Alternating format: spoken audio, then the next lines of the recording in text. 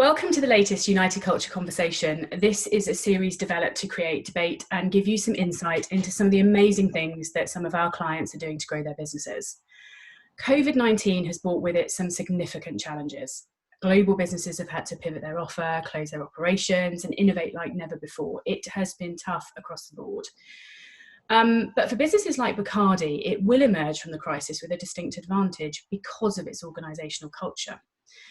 For those of you who don't know, Bacardi is the largest privately owned spirits company in the world. It has over 200 of the world's best loved brands within its portfolio, and with a uniquely rich heritage, it has an absolutely fascinating story to tell. Bacardi's culture has driven faster decision making around how to respond in a humanitarian way to the crisis, but it's also enabled the business to be really fearless and innovate so that they can continue with their ambitious growth agenda despite the current situation.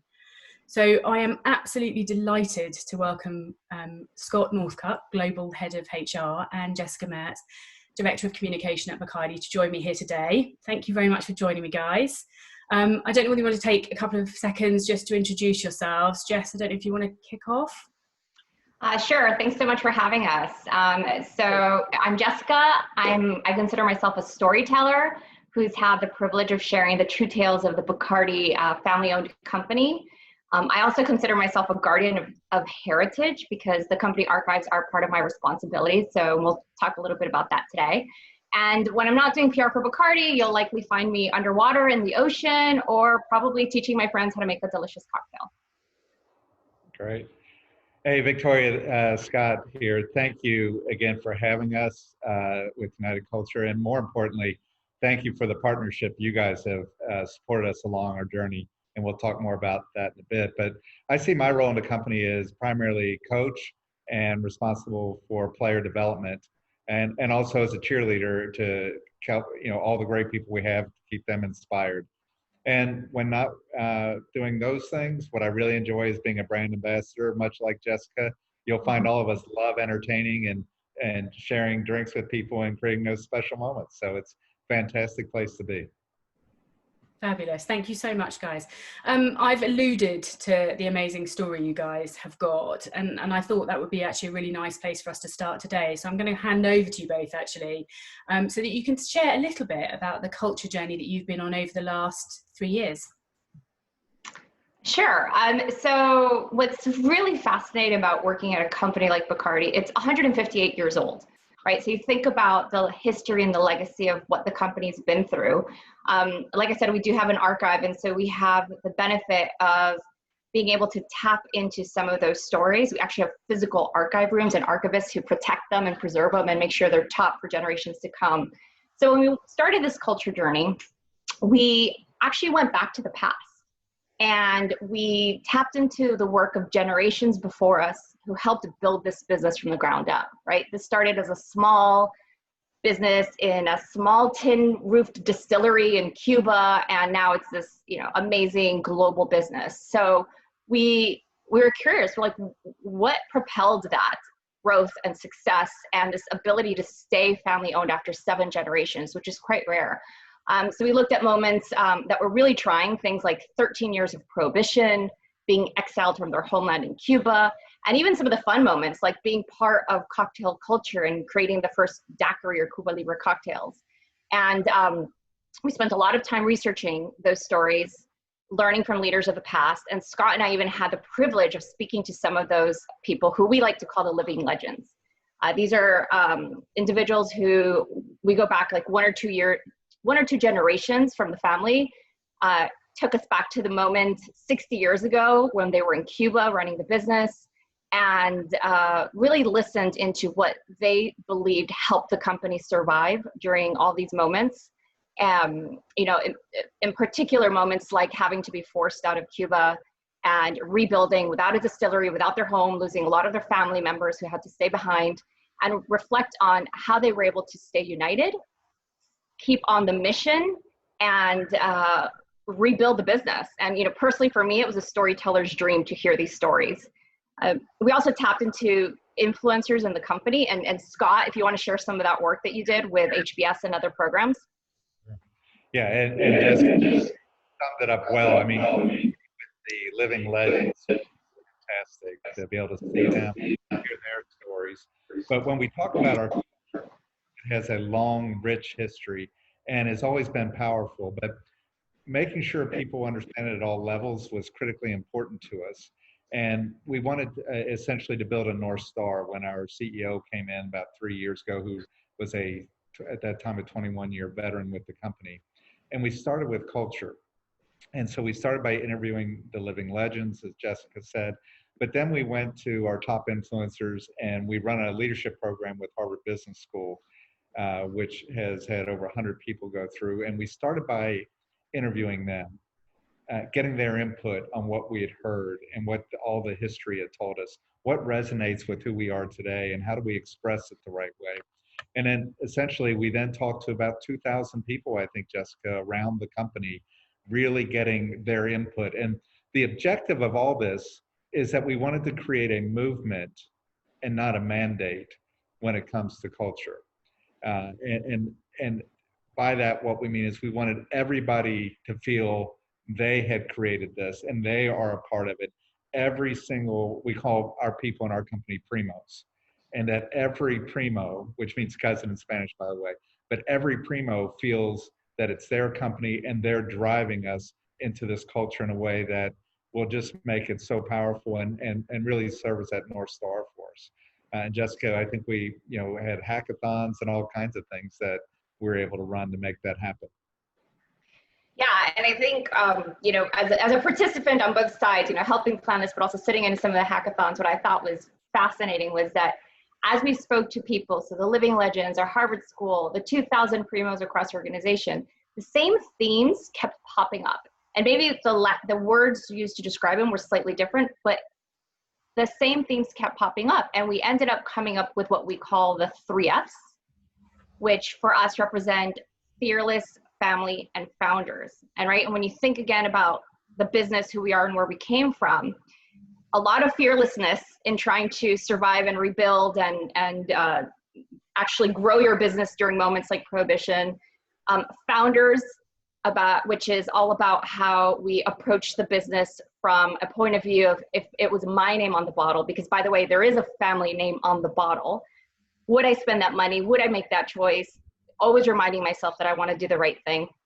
And last not least, certainly family.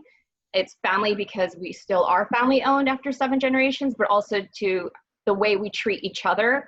As Scott said, we don't call each other employees or associates. We actually call each other primos, because we do find that this is our extended family, and that point of view changes how you treat each other and how you work together. So it's really interesting to see the 3Fs just come out over and over, and it was such a simple way for us to articulate what we stand for and how we work and how we treat each other. Yeah, and Jessica, I think these 3Fs have served us really well over the last few years, and I know we can project that into the future. And in a sense, the 3Fs have almost become the oxygen for our culture, and you hear it from everybody. But what we did that I think was significant and has helped us a lot during the process is we embedded everything that we were doing, both from our culture, our purpose, and our strategy. And by the way, when we were laying out our 10-year plan, which we'll hear more about later, we call it the best 10, we were clear from our CEO and from all the executives that we're going to start with culture. Because if you have the right foundation, you have the right culture, and people all are a part of it, then you can move forward. And a lot of times when you go through culture things, you'll hear what I call the big bang. Everybody talks about it, posters go on wall, people walk by it, and everybody's excited because it's new, it's exciting, the words are fun. But then it kind of goes away. So we partnered very closely with all the different teams, but particularly I was going to say just between communication and HR, and how do we build it in so that it's not a one-time big splash, but that people feel it through everything. So we designed it in all of our development programs. We started with our onboarding program, which we call Becoming Bacardi. And so people would get exposure in those early days from day one, almost a hire to retire plan of what do we mean by our culture and the 3Fs? What is our purpose? Celebrating moments that matter, one drink at a time. How does that come to life? And then our strategy for the best 10 years ahead. How does that all fit in? And what is my role? How do I belong? And you can see on the slide here just some different ideas that we work with and how we bring it to life in different ways. And we have different campaigns. And yes, we have the posters, but it's not just posters. And the other thing that I think, Jess, that you guys came up with, which I thought was brilliant, is to actually use our own people on most everything we did throughout the whole kickoff campaign, and is how we've maintained it. And you still get people really passionate about it, I think, and that's a big part of it. Yeah, our people were the stars of the show, really. And, you know, and it wasn't just about, it was very important and methodical to make it part of our processes so that we were experiencing it as a part of your experience in the workforce. But we also wanted to infuse some fun. This is spirits after all, right? This is Bacardi. And so we have two big moments that I'll share with you that helped kick off part of the work, and they keep on going. They're our annual traditions. So first is what we call Founders Day, which you see on this slide. That is the celebration of the start of our business. We were born February 4th, 1862 in Cuba. And Founders Day is a moment where traditionally had been a big party, a celebration, a time to reflect on where we came from. And frankly, over the years, it started losing a bit of its luster. It was a little inconsistent. Some places may have done a great celebration, others may have not. But they also lost a bit of the meaning, which was to remind ourselves about our heritage and our culture. So one of our kickoff moments, I'll say, that touched everybody across the organization was to bring back Founders Day, bring it back big. So that meant creating central assets, creating stories, bringing back some of our living legend stories, bringing back some of our current employees to talk about, our current family members who are employed at the companies, our Primos, to talk about our heritage and what they learned generation after generation from their own family. And really fun and flash. It was exciting to see that for the first years, every office celebrated. And every office celebrated big. They all had heritage in there. They all had the 3 F's in there. And it was really a moment for me, at least, Scott, I don't know about you, but when I was like, this is working. This is coming to life. Everyone is getting it. And, you know, like I said, the tradition continues. And you ask anybody at Bacardi what the 3 F's are, and they can recite them off the top of their head. Yeah, and just building off that, the great part about it is the movement is it's not driving it, it's really working and happening everywhere across the world. And we're very fortunate for that because it's really helped us. And so again, the key parts for us in getting this going were, one is getting our culture as a movement, getting our purpose as part of that movement, and then our strategy.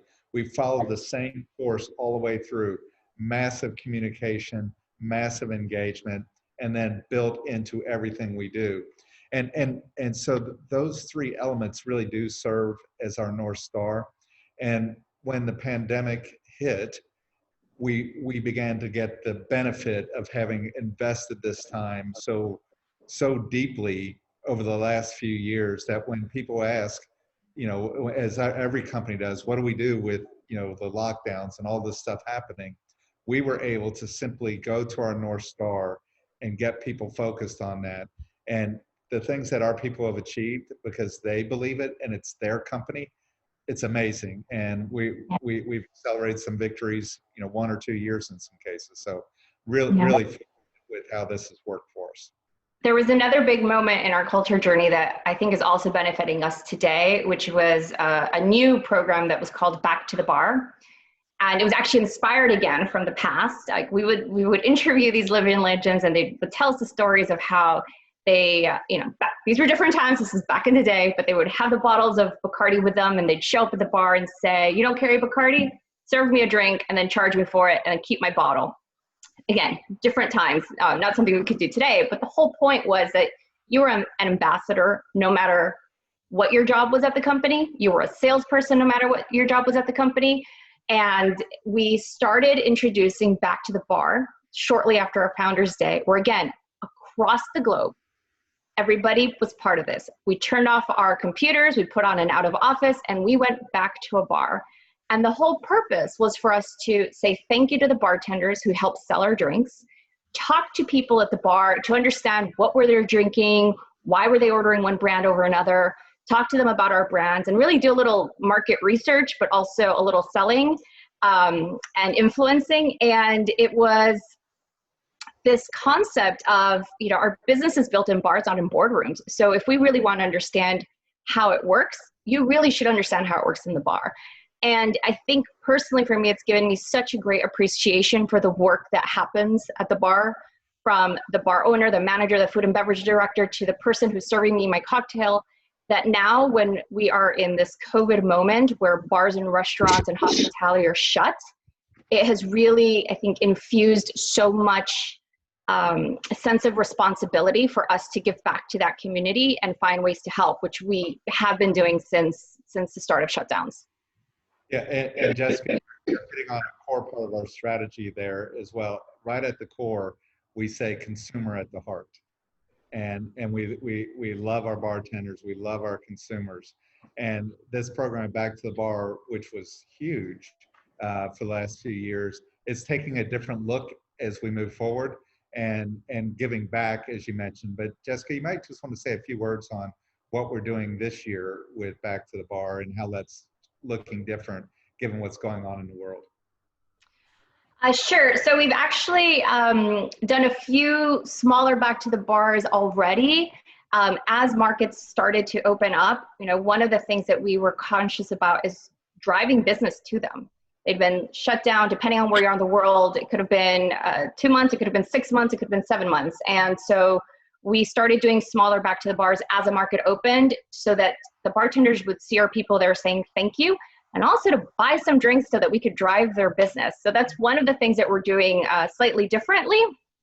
And for the annual movement, which will be generally around February, I don't know if we're ready to reveal too many plans, Scott, but I think we're working on some fun things. You know, it's going to be obviously a different year, and we will pivot and adjust depending on what is going on in that market at the time. Yeah, and critical to it is what you mentioned before. It's going to be more about giving back and helping these bars who are really suffering, because I forget what the percentage of bars that are likely to go away through the pandemic and maybe never return. We want to help those people as much as we can, the bartenders, the servers, the whole staff. And so we're really making Back to the Bar, I think, an initiative to support the communities that we work so closely with. We definitely like you to come back and tell us about what you've done, because actually I know some of the early thinking, and it's cool and it's different and it shows real partnership, which actually I think talks to your culture a lot. Thank you so much, both. I have so many questions, and I know a bit about the journey. So are you ready for this? I actually wanted to kick off by just asking you a little bit about how you've worked together. And Jessica, sort of a question for you really. How important has the collaboration been between your teams to the success of sort of embedding and building the right culture within Bacardi? It's been absolutely critical. You know, on the comms side, we helped create language and look and feel and assets and map out communications activities. But we're a small central team, right? And we need to count on others to help us implement. And what's fantastic about having HR as a partner is they really have their ears to the ground in local offices. They know what might work locally, what might not work. You know, they'll know what are some of the big moments that they'll be celebrating that we can tap into. They also know the leadership better than anybody. And so it was really important that we worked together on the execution side of this and on the listening side of this. Because like I said, they do have their ear to the ground. So there were times where we adjusted or shifted a little bit. And that wouldn't have happened, I don't think, if we didn't have that collaboration from the beginning, by the way. It wasn't like one team built a plan and then the other one came in. We actually built it together from the very start. so that we were adjusting and building along the way together. And for me, that was so much better than, some teams might come and say, okay, well, here's our plan, go, help make it happen. That wasn't the case at all. And we also brought in other teams, by the way. There are other moments where we tapped into different functions that aren't HR and communications for the same reason, to help us execute and to understand their teams locally so that we could create something that would appeal to everybody. Scott, you've alluded a little bit to this sort of as you were talking through the case study, but how has your culture enabled you to drive your strategy? And, what results are you seeing? Are you seeing that follow through? It's a great question. And I did allude to it because the real test, I think, of your culture maybe isn't in good times, but it is when you are under pressure, right? And Bacardi has lived through some things, as you know, through being exiled from Cuba, et cetera. But I think when I refer to this test with the pandemic, it really brought people together because, again, when it first hit, the lockdowns hit, 30% of our business is tied to the on-trade, to bars and restaurants. And it essentially went away almost overnight. And so, again, you could have panic in a situation like that. But what was so great is the way the leadership and then all of our primos said, let's look at our strategy. How does our culture play in? How does our purpose fit in? And that will lead us. We might accelerate some things differently than we would have otherwise. And so we chose different things to accelerate, particularly the off-trade, the retail stores and liquor stores. And as most people know, that sales of alcohol went up quite a bit during that time in that venue. But what's important for us is not, sales are down for all companies, probably including ours and others. But what also happened for us is that our brands actually have outperformed the key brands in our competition. And we haven't had that happen in a long time, to be that far out in front. And it's fabulous to see.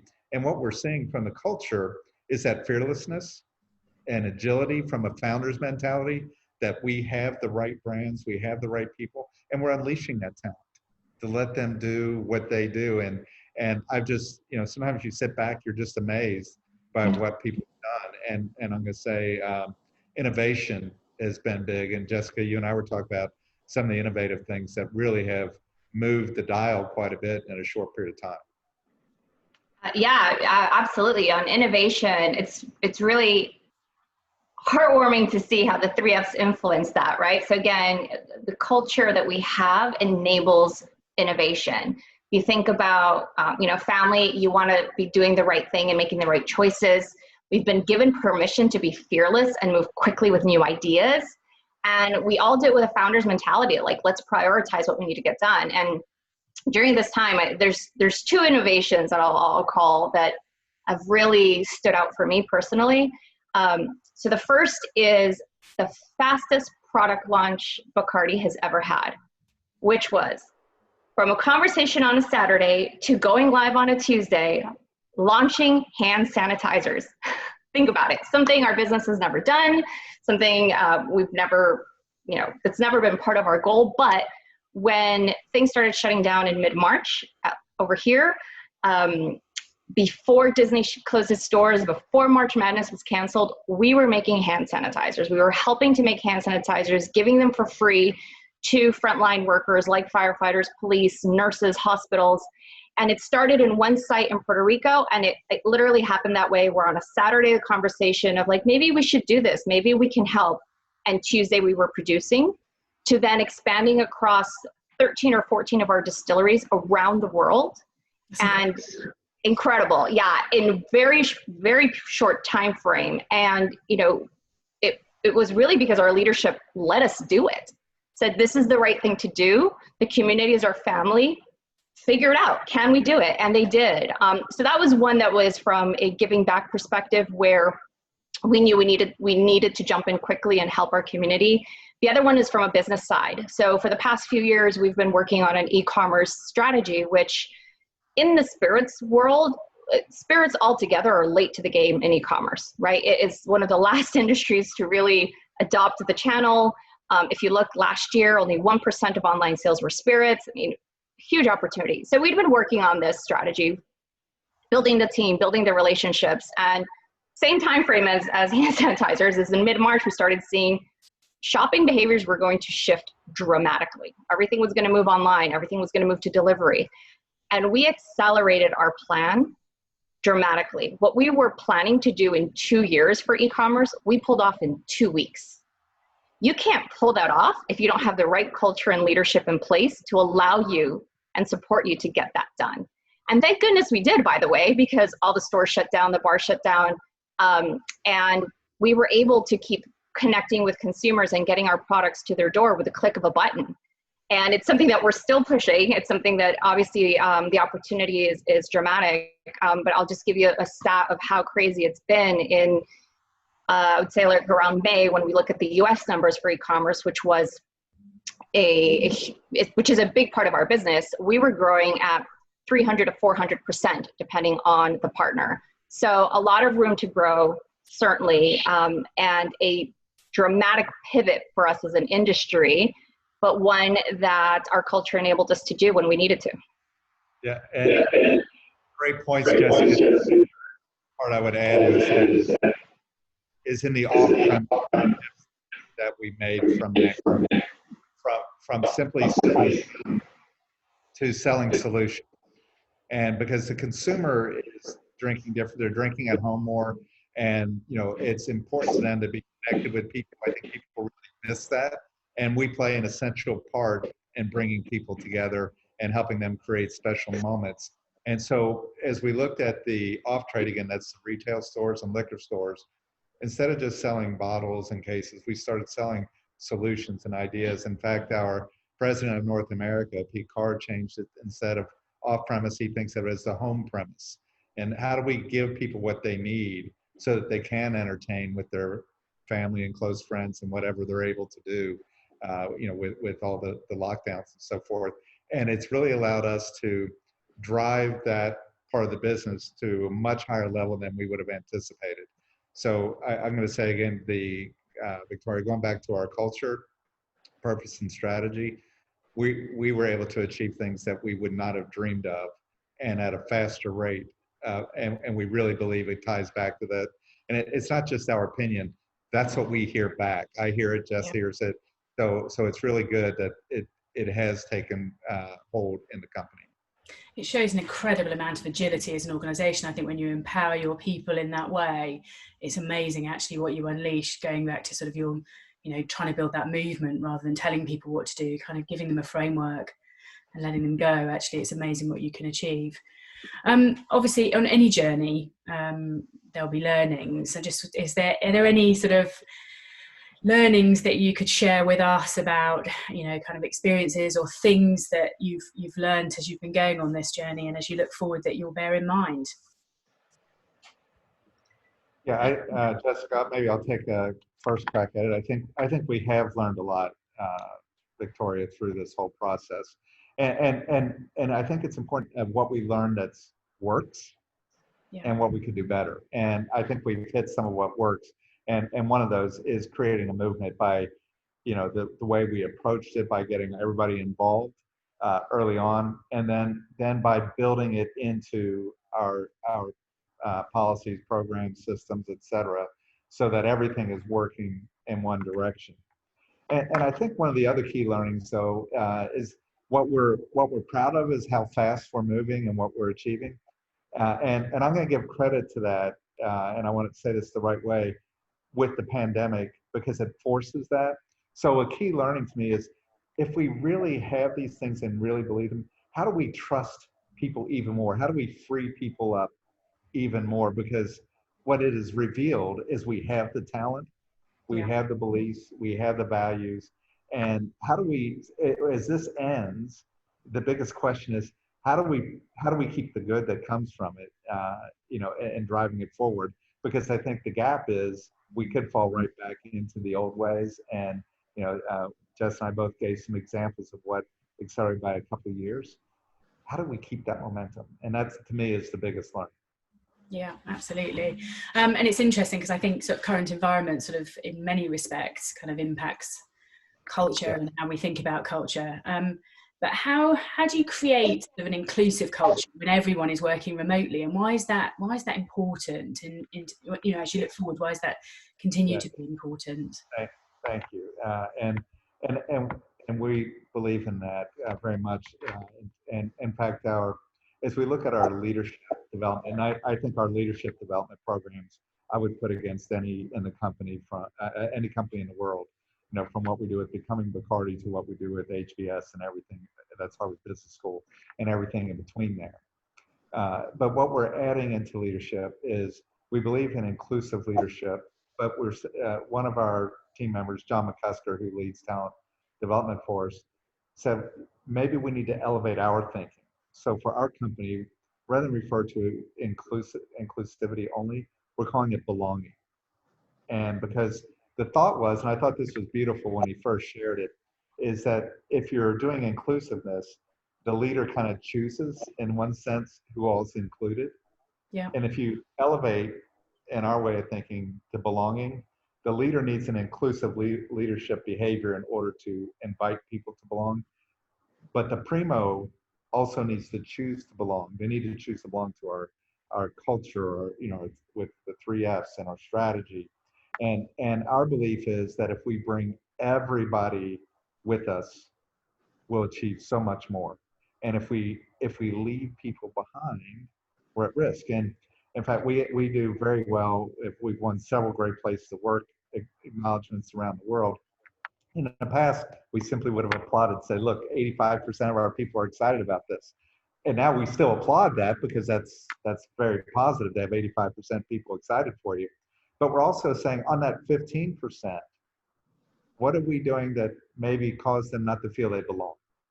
You know, did we not create something that, did we somehow alienate them? Did we miss something? You know, and not everybody won't choose to belong, and that's part of life. But what are we doing to make sure we're not leaving people behind? And even on the early days of the pandemic, we wanted to make sure we kept people. So one of the things we did is, you know, people working in tight spaces, all those things, and, you know, single parents or couples both working. And we told people, don't worry about when you work. Let's focus on what we get done. What's the output? And, you know, it just freed people up because, you know, you got to teach classes, and you're that as a mother, you know that, Victoria, Oh yeah. all of a sudden the roles expand.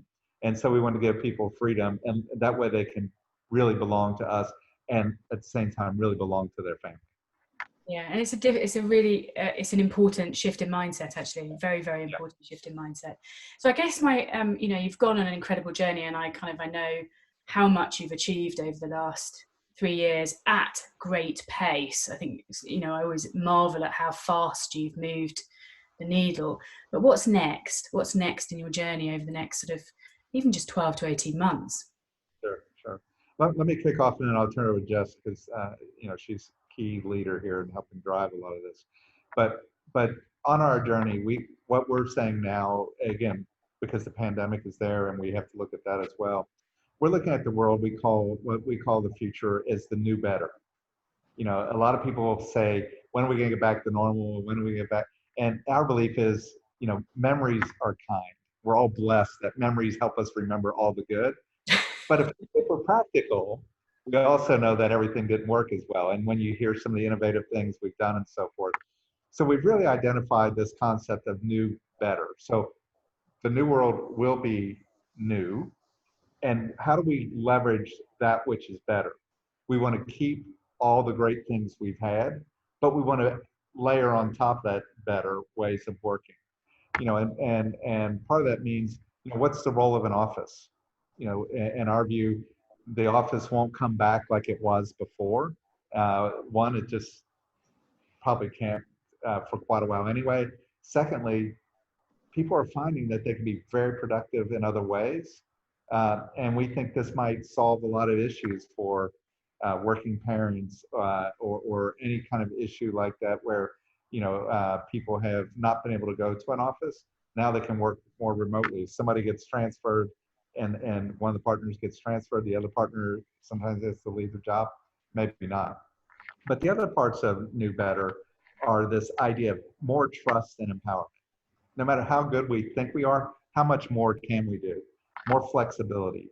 And you used the word earlier about being much more agile. And speed can be our friend. And again, if we unleash the talent and people really feel fearless to do all those things, how much more agile can we be? Decision making and only having people show up in meetings that can make the decisions. Don't have everybody, right? Don't have everybody, and don't have meetings that always last an hour, and so we're having decision-based meetings, not just updates, and there are fewer meetings and they're shorter meetings, and you have the key people in the room. So that's just a little bit of it, but we really want to build this whole environment of new, better, and it's not an endpoint, but it's a continuing journey, because it will keep, every year will be new, and everything we do can be better. It's that constant evolution, isn't it, of kind of test and learn and build and improve. That's a cultural thing, I think, as much as anything else. Yeah, and Victoria, I'll add to that of what's next is also what we've been working on, because our strategy hasn't changed. As Scott said earlier on, we had a strategy launch shortly after our culture launch that was called the Best 10, and it was a 10-year strategy. And the strategy remains the same. Even though the world has changed, what we set out to do as our big bets for the business are still the same big bets. And so everybody knows what we need to get done. Now, our timelines may change, right? So like e-commerce moved forward, some things may move backwards as we adjust to what the world appetite is for our business models. But the strategy remains the same. And I think when we look at what's next in our journey, it's really comforting for me as a Prima to know the direction that I need to get on, the path of where we're going as a team, and as Scott called it, the North Star. So I think that's really been important for us to keep moving, because in these times of uncertainty, it's very easy for people to say, well, I don't know what I need to work on, and I don't know what I should be focusing on. We're focusing on the things that we said were going to be the most important. How we're doing it is different. Yeah. Our timing may be different, but again, we all know what our North Star is. Which is incredibly powerful, actually, because then it kind of doesn't matter how you get there, you're still heading in the same direction. Both, thank you so much for sharing your story with us. A fascinating conversation, and I could talk about this for hours. But thank you so much for your time. We'd love to welcome you back next year just to see how things pan out for you for your next stage of your journey. But thank you for your time, and thank you for sharing your amazing story. Thank you, and thanks for all your support. Yes, thanks for being part of the team. We appreciate it. Thank you.